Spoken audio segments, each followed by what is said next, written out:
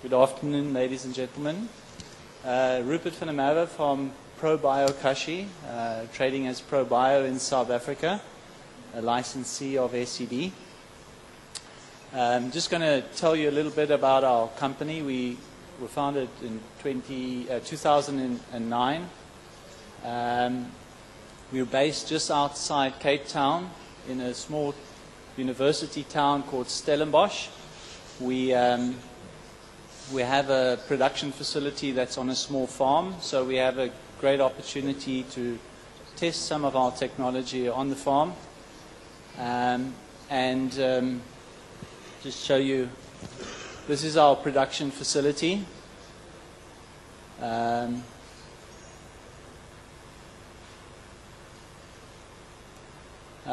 We have a retail range which we bottle on the facility, and we supply it around the country to a chain store, a hardware chain store. This we've been doing for about 1 year now. We also introduced the concept of bokashi to South Africa, and we are producing bokashi about 4 tons, 5 tons a month, which we distribute into animal husbandry as well as food waste management, both commercial and meaning large-scale restaurants, hotels, as well as household. It's a fermentation facility where we ferment the bokashi. It's our drying facility, warehouse. Okay, so I came here just to introduce you to some of the new work that we've been doing in crop agriculture, animal husbandry, and wastewater treatment. In crop agriculture, we produce BioAg, a derivative of SCD Probiotic mother cultures. This is an example of our label. One of the areas which we've been very successful with is composting. We've heard some good stories already about how probiotics can be used in composting. This is a wine producer near Cape Town. We're famous for our delicious wine. And as with everywhere in the world, there's a great need to start using biological methods. And this farmer has taken on himself to make all the effort to chip what we call alien, which are invasive species of plants or trees in this case, vegetation on his property, which is actually part of the law in South Africa. You cannot have alien vegetation on your property, so he's doing an environmental job, and from this he makes rows with it, mixes it with manures, applies probiotics, and in the Western Cape, we're a Mediterranean climate, so during the winter time we have a lot of rain and it's very cold, so it's difficult to make compost, open compost. So we end up covering the compost with plastic to prevent too much moisture, which would then literally stop the composting process. And we found this to be very successful. So we make the compost during the winter time. We cover it with UV stable plastic. This is an example where you open it up during maybe a few weeks later and you get this good actinomycetes growth, which is indicating the organic material is breaking down. And of course the heat in the winter, you see the steam coming off. So we open the compost maybe after 6 weeks. We check it to see if its moisture level is good or not, and perhaps add another dose of probiotics, BioAg in this case, and then cover it again. And this is a finished product. What the farmers like about this method is that we end up not losing as much organic mass. So we might lose 10 to 20% of the mass, and which means is that the ash content of the compost is much lower than normal composting. So you end up basically adding more organic material for the amount that you use in the starting process, or you end up with more carbon, which is ultimately, this is another farmer applying probiotics, bioag. Again, covering it with plastic. And this is a finished product.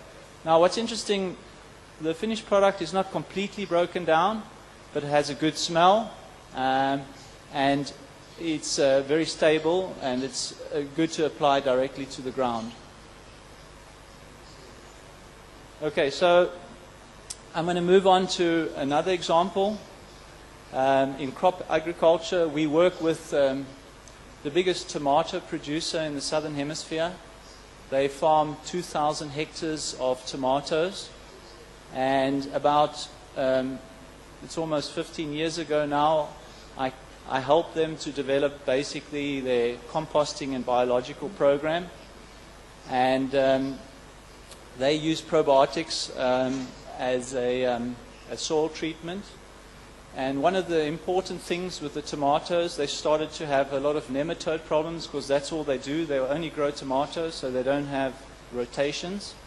And we ended up being able to control nematodes completely successfully just with the use of probiotics. And this is very interesting, because a nematode, we know that nematodes go to sleep when they're exposed to lactic acid. So what we're seeing more than likely is that the nematodes are going to sleep, and then they stop feeding, and for that reason they die of starvation. So it's a very interesting process, and we know that it's being used. Lactic acid is being encapsulated, stabilized, and used slow release nematode control agent. So using lactic acid bacteria is the obvious alternative, because you've got live microorganisms, the plants are exuding sugars, they're converting that into lactic acid, and it's acting as a biocontrol agent against nematodes. The other result was they ended up in fertilizer consumption over time. Of course, this was important because they were also adding compost, but their fertilizer usage decreased over time, and you know, they are so big in fertilizer usage, they have, you know, millions and millions of rands per month, or dollars a month worth of fertilizer usage, that a 30% reduction is huge. I'm just going to show you their fields. They plant a field of tomatoes and harvest it over a period of, they stake it up, and they harvest it over a period of up to 9 to 12 months. So this is a trial we did with BioAg. Unfortunately, we couldn't gather data on the trial because they have hailstorms in this region, and the hail destroyed the trial. So we're repeating the trial again, and we should have some data by the end of the year.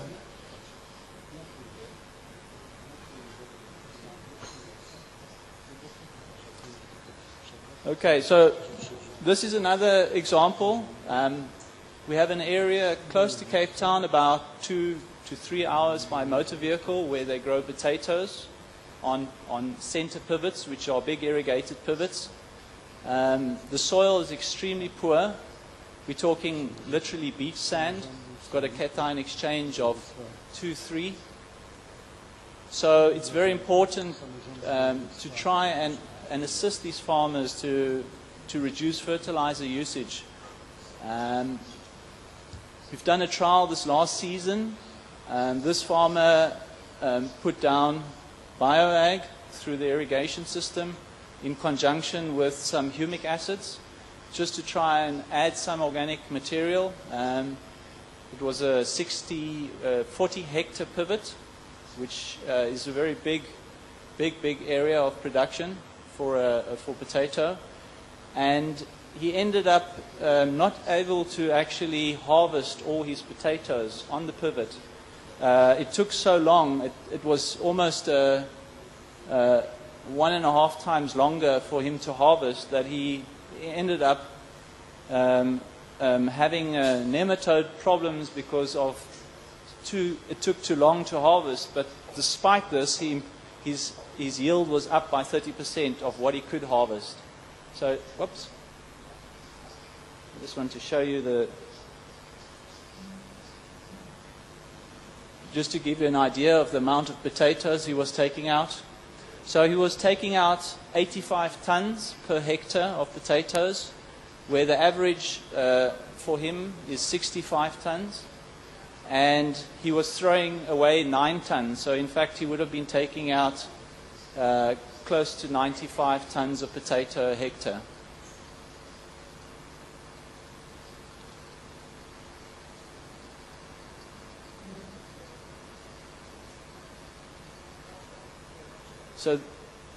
So you can see the soil in the background.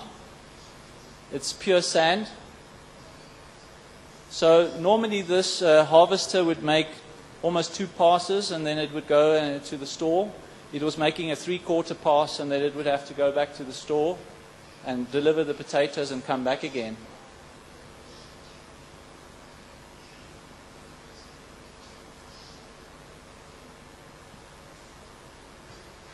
So the farmer is now increasing application now, because they plant three times per year potatoes.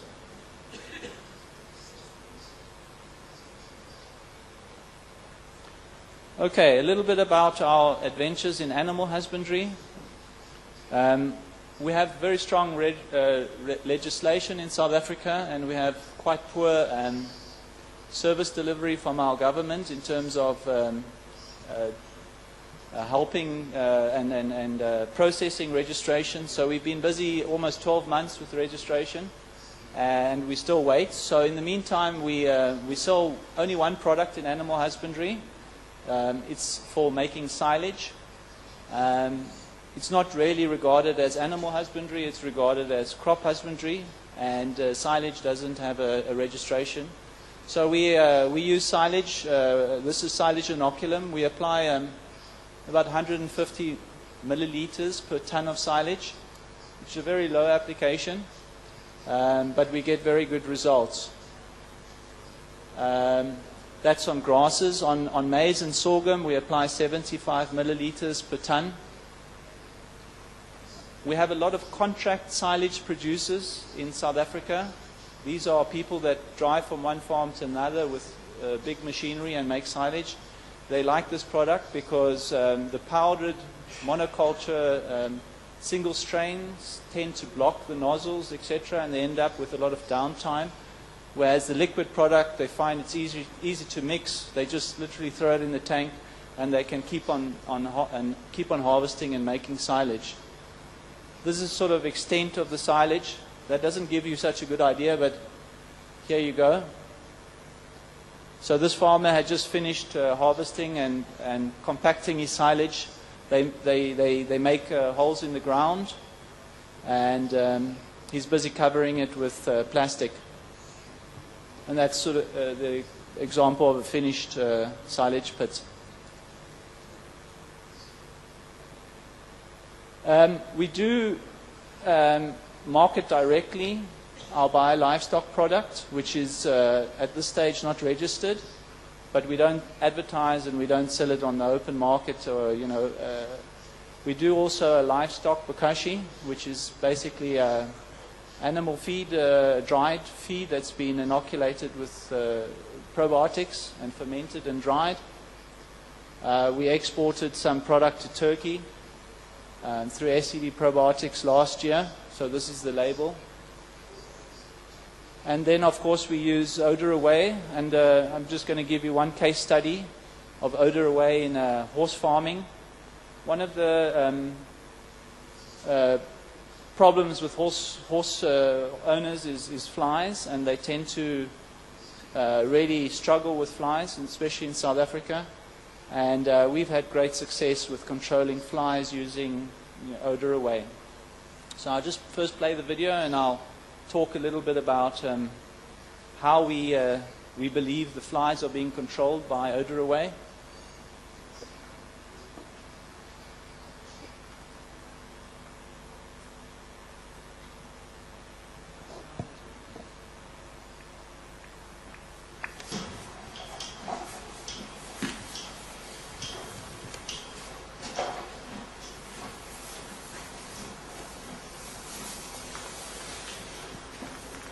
My name is Leslie Ann Lee, and I live on a property between Stellenbosch and Sunset West.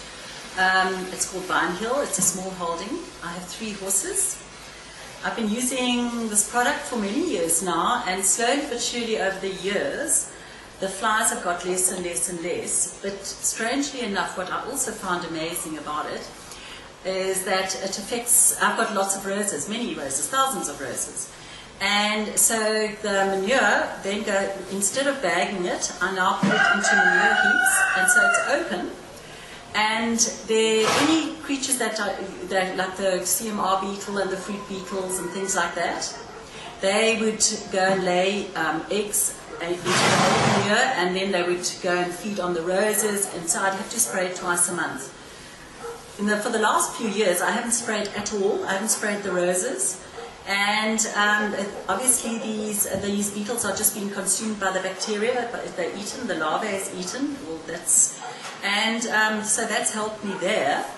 I use the spray on the shavings and the manure in the stables. We do take out wet every day because I don't like the idea of leaving the stables. And we add clean shavings. And we put the product in the water, the drinking water of the horses, and my little belly pig drinks that, and the chickens drink it as well. And then I also give the horses a bran soaked in the product, 200 ml of that, as I've been told to do. And I must say I'm very happy with it. It's actually quite amazing how the flies have disappeared. And before I used this product, I used to walk into the stables and the flies would be like a cloud of flies coming up the wall, whereas you never ever have a sign of that anymore. We spray the stables 3 times a week with Odor Away, and then every evening the horses have the bio livestock put into their water, their drinking water, and in their concentrated meal, I add the Probiotics. It's a brand product soaked in the Probiotics, and so that's what they get. It's a complete cycle, and it seems to work. And are you happy with ProBio's service? Are they always got enough stock? Yes, ProBio's service is excellent. They deliver to me, and I pay by EFT, and they've got stock, and if they haven't got stock, it's delivered within a day or 2. Hello? Okay. So one of the interesting questions is, how does Odor Away control flies? We've done experiments already quite some years ago with Stellenbosch University, where they were investigating parasitic wasps that parasitize fly pupae in chicken manure. These are the 2 types of flies that you get that are the problematic, the Musca domestica and the Phania canicularis.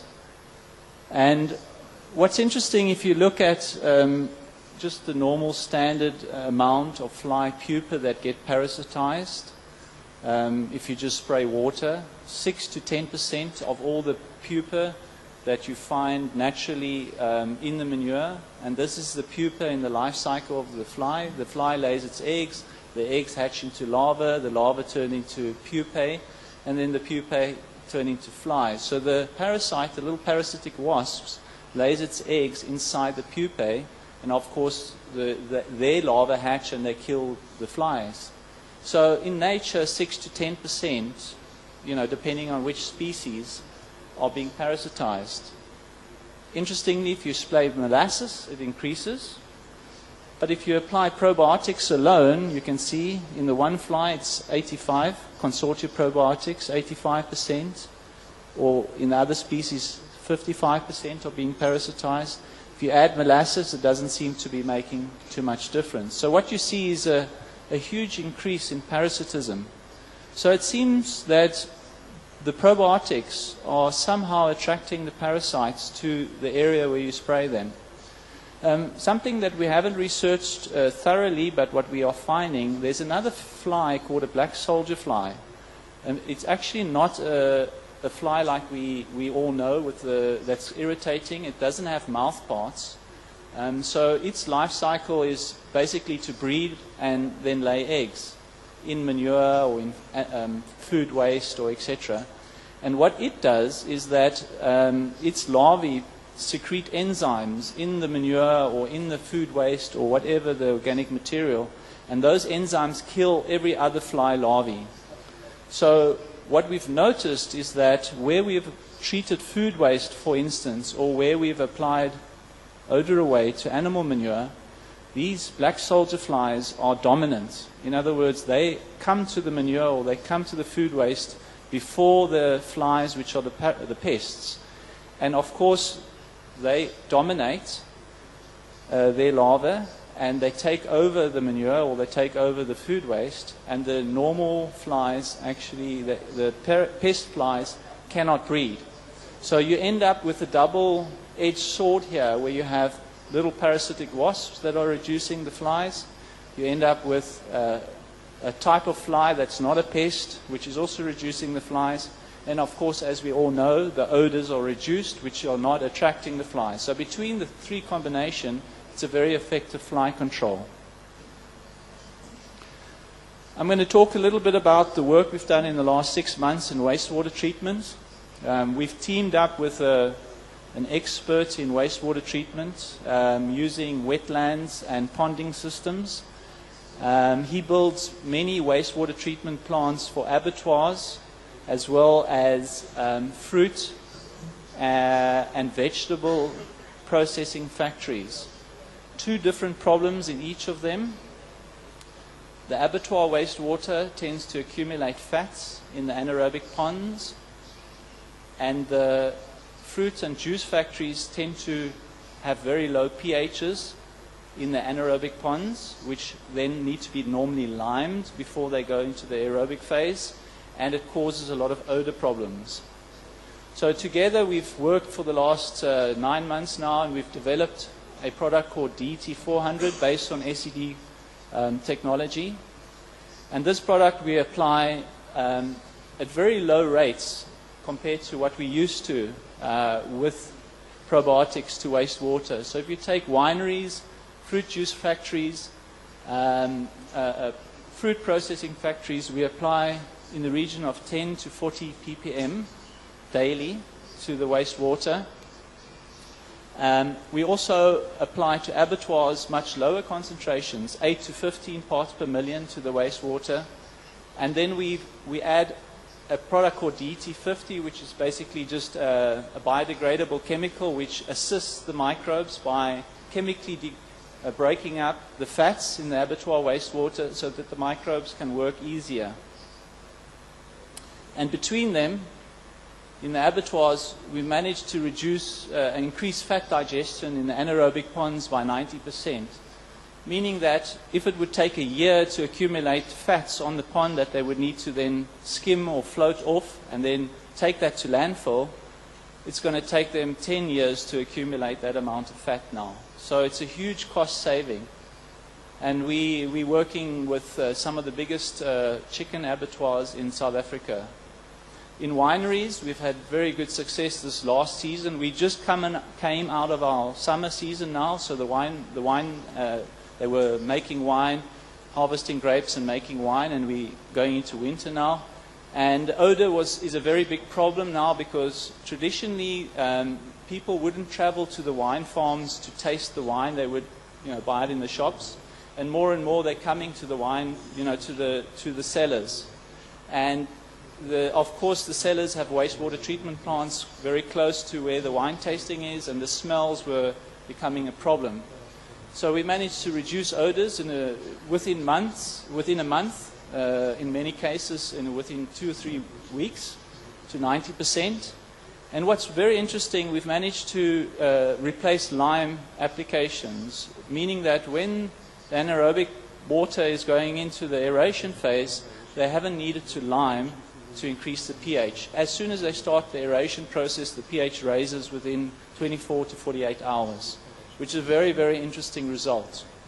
Same with fruit processors. We do tomato processors and other fruit processing companies. Thank you very much.